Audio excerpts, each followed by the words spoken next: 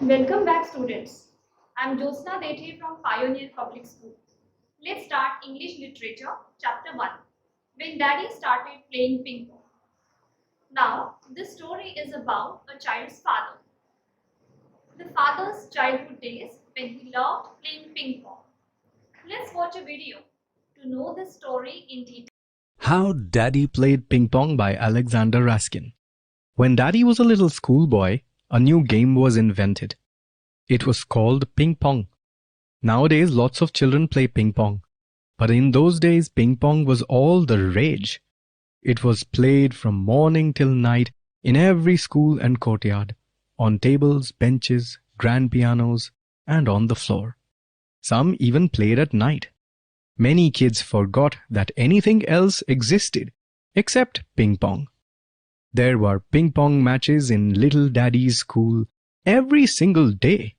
Every class played each other to determine the school champion. Then they played each other, and the winner became the district champion.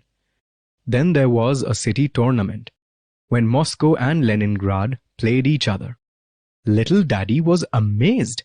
He just couldn't understand why it was so interesting to keep bouncing a little white ball back and forth with little paddles. "Why don't you try it?" one of his friends would say. "It's no fun." "It sure is." "No, it isn't. Just try it once." "I don't want to." This conversation was repeated several times. Naturally, one bright day, Little Daddy got a ping pong paddle and took his place at one side of the table. And that was the end of him. I say, one bright day. But Little Daddy's parents considered it to be one of the darkest days of their lives. And all because Little Daddy became fascinated by ping pong. In the beginning, he couldn't manage to hit the ball. When he finally learned to hit the ball, it wouldn't bounce on the table. At last, when Little Daddy managed to hit the ball and it bounced across the table, he took a real interest in the game. He discovered that there were different ways of hitting the ball. You could chop it or send it into a spin, off to one of the corners.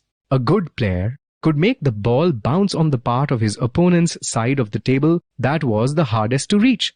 Daddy still thinks ping pong is a wonderful game. But then Little Daddy thought it was the most fascinating game in the world. He gave up reading. He stopped doing his homework. The only reason he went to school at all was to play his favorite game. He began playing better and better, but his marks kept getting worse and worse. The teacher took him aside and talked to him several times. She explained that there was a limit to everything. She even reminded him of the saying, "There's a time for everything." Little Daddy didn't argue, because it was no use. But could he make her understand that ping pong was the work of his life, while everything else was play? He became so good at the game that he could beat many of his friends. The day he beat the school's third best player, his teacher said, "I want to speak to your parents. Things cannot continue as they are now." She wrote a letter to Grandpa and Grandma, which they never received, because Little Daddy pulled it out of the mailbox, read it, and tore it up. It was so awful that he tore it up into tiny bits. His teacher sent his parents another letter. It was still worse than the first one. So Little Daddy tore it into still tinier bits. I'm ashamed to say so, but that's exactly what happened. Little Daddy's teacher was very surprised, for Grandpa and Grandma never came to see her. Just as she was about to write them a third letter, Little Daddy beat the school champion at ping pong. After that, he decided there was no use going to school anymore, and so he didn't. Every morning, he'd make believe that he was going to school, but there were no notebooks or textbooks in his school bag. Instead, there were 2 ping pong paddles, a net, and 3 balls, and a sandwich, which was Little Daddy's lunch. All day long, he played ping pong. Little Daddy had many new friends, all of whom were equally crazy about ping pong. He knew every Moscow champion by sight. The famous Falkevich brothers greeted him as an equal. He became a member of the junior team. He'd already lost his first real game.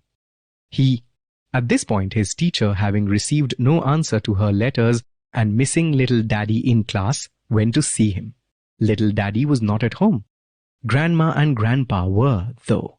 When they discovered their son had been playing hooky and was spending his days slamming a little white ball around, they were thunderstruck. They decided that Little Daddy was out of his mind. After all, they'd never played ping pong. They hid his paddles and balls and took Little Daddy to a doctor. This was no plain ordinary doctor. This was a professor who'd spent his life treating crazy people. However, he'd never played ping pong. He simply couldn't understand why Little Daddy had to play hooky on account of this game called ping pong. Little Daddy couldn't understand why the professor was asking him such stupid questions. Do the boys hit you in school? Do you sleep well? Do you have headaches in the morning? Do you have headaches in the evening? Are you afraid of the dark? Have you ever had fits?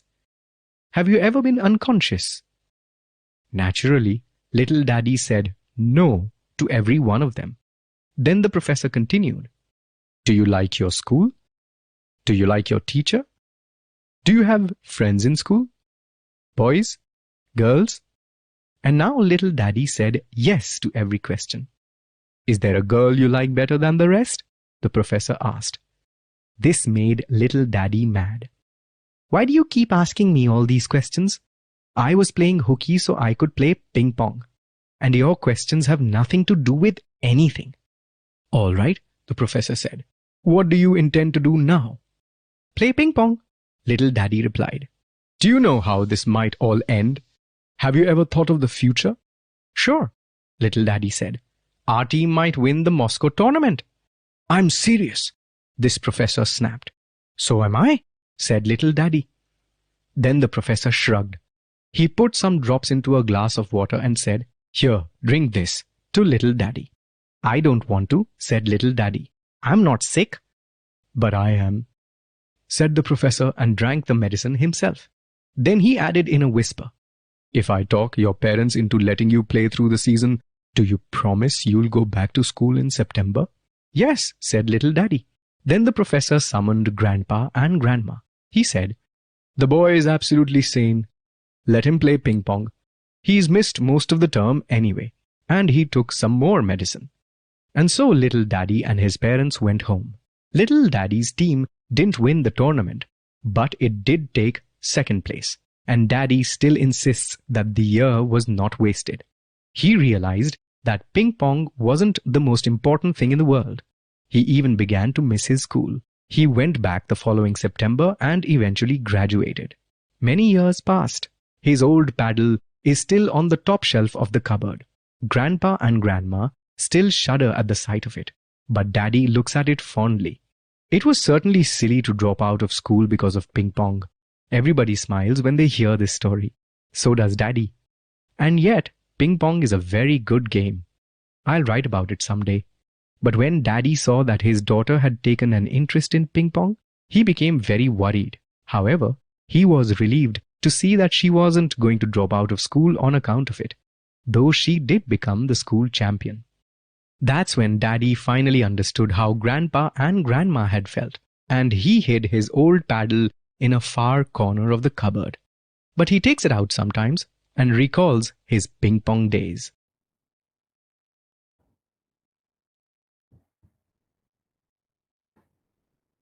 Okay, students, now let's see the lesson thoroughly.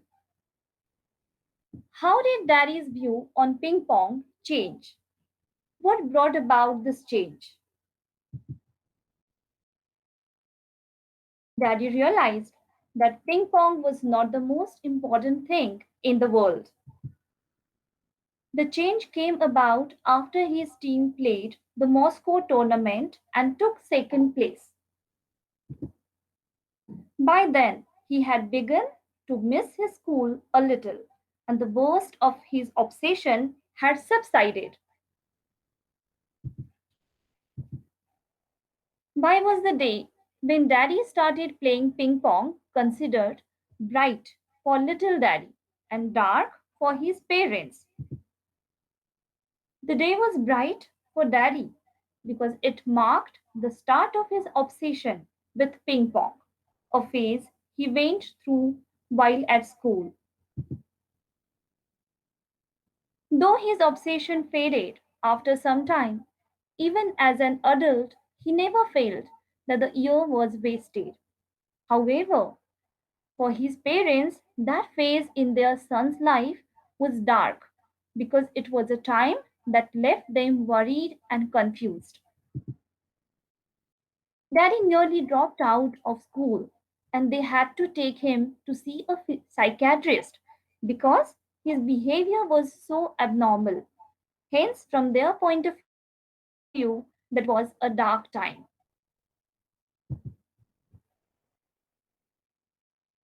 What did Daddy lose because of his obsession and what did he gain? Daddy's obsession with ping pong led him to give up studying, doing his homework, getting good grades, and even dropping out of school for a while. It also made him dishonest and secretive and his parents, and he tore up his teachers' letters to his parents and kept them in the dark about everything he was doing. However, Daddy made new friends during that time, all of whom shared his love for ping pong.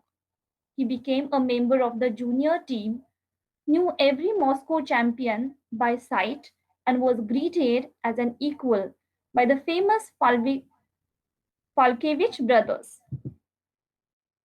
Daddy's obsession probably taught him some valuable lessons about winning and losing, exposed him to a new world, and left him with some lifelong memories. Perhaps it also taught him the value of a balanced life, as after a while he went back to school and graduated.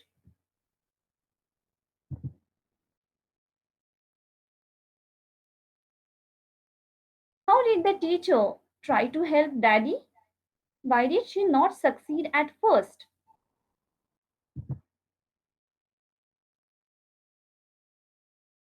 The teacher tried to help Daddy by talking to him and explaining that there was a limit to everything. She tried to convince him to pay attention to his schoolwork and failing grades. When Daddy ignored her, she tried to help by writing to his parents. However, her letters never reached his parents because Daddy tore them up. In the end, surprised that she did not hear back from his parents, Daddy's teacher went to meet them at home and they finally found out what was going on.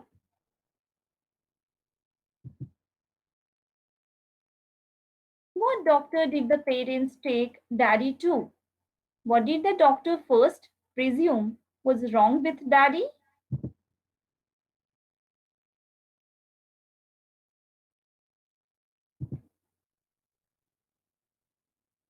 Daddy's parents took him to a professor who had spent his life treating crazy people. From the questions that the doctor asked Daddy, it appears that the doctor presumed that Daddy was either depressed, had some mental health issues, or was being bullied at school. How did the doctor help Daddy?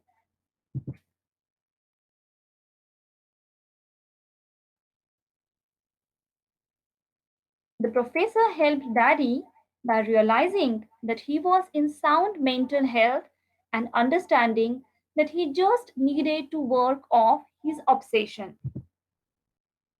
He extracted a promise from Daddy that he would return to school in September and convinced his parents to let him play ping pong till then. By doing this, Daddy was able to keep playing until he himself began to miss school and realized that ping pong was not the most important thing in the world. Students, now we have some new words to learn. Ping pong. This is another term for table tennis. All the rage.